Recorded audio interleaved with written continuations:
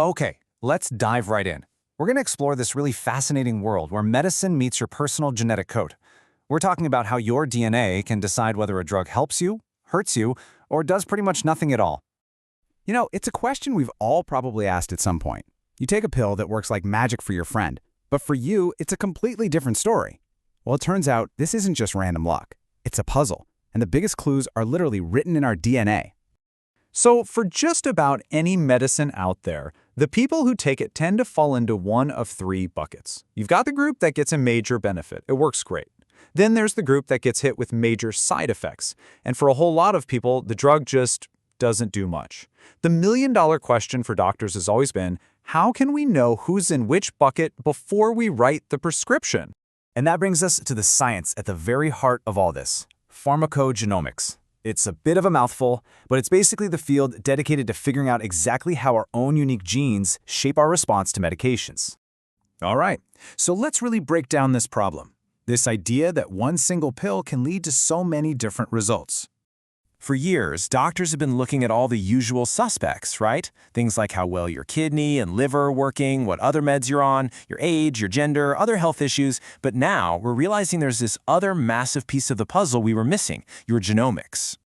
So, to really get how our genes can throw a wrench in the works, first, we need to understand how a drug is supposed to work. Let's follow a pill on its perfect journey through the body. We're going to use the HIV medication AZT as our example here.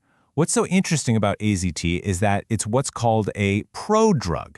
That means when you swallow it, it's actually completely switched off, totally inactive. Your own body has to do the work to flip the on switch. For AZT to actually do anything, your body's enzymes have to kick off this three-step activation sequence. As you can see, each step basically bolts a phosphate group onto the molecule. It's only after all three are attached that the drug is finally armed and ready to fight the virus. And here's the really clever part. Once it's activated, AZT is a master of disguise. It looks almost identical to one of our natural DNA building blocks. The HIV virus gets fooled, and it tries to use AZT to build more of its own DNA. But that tiny little difference, that N3 group, acts like a dead end. It slams the brakes on the whole process, stopping the virus from replicating.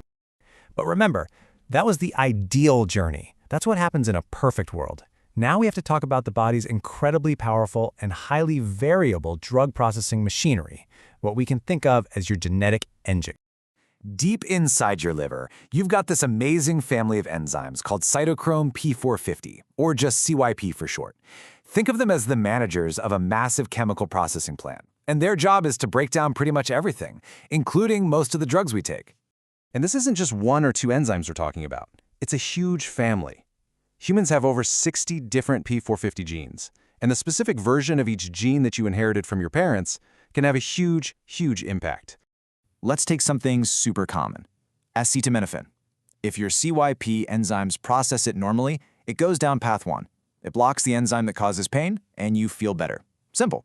But if you happen to have a hyperactive version of one specific enzyme, CYP3A4, your body sends the drug down path 2, turning it into a toxic compound that can actually damage your cells. Same pill, two totally different outcomes, all because of one gene. Okay, so this is where things start to get really wild. When you begin to layer all these different genetic variables on top of each other, you get what I can only describe as a complexity avalanche. Just look at this. This chart shows what happens when we combine only two genetic variables, how fast your body metabolizes a drug and how well that drug actually sticks to its target. With just 3 versions of each, you suddenly have 9 completely different potential outcomes. For instance, if you're a normal metabolizer and the drug binds well, you get a great result. But if you're a hypermetabolizer with that exact same high binding, the drug can become toxic. And this really hits the nail on the head.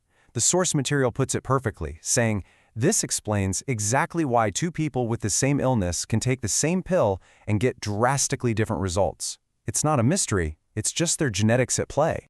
And wait, it gets even crazier. It's not just your baseline genetics, your diet matters. Something as simple as grapefruit juice can slow down your P450 enzymes. Supplements like St. John's wort can speed them up. And there are tons of other genes involved, like one called ABCC11, which not only affects how drugs move around your body, but also, get this, determines whether your earwax is wet or dry. I mean, who knew?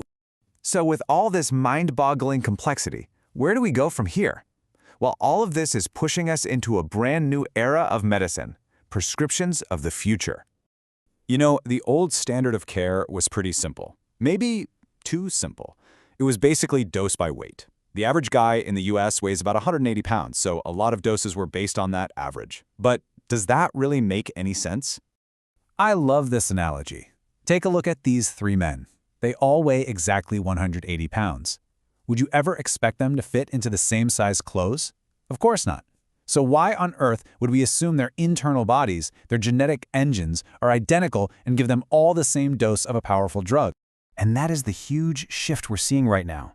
We are moving away from that old, blunt, one-size-fits-all approach, and we're moving toward a new standard of care, where your prescription is tailored to you, based on your genotype, your sex, and all the other personal factors that make you unique. Which leaves us with one last, really powerful question to think about. In the very near future, before a doctor writes you a prescription for a pill, could it be that the most important prescription they read first is the one that's already written in your DNA?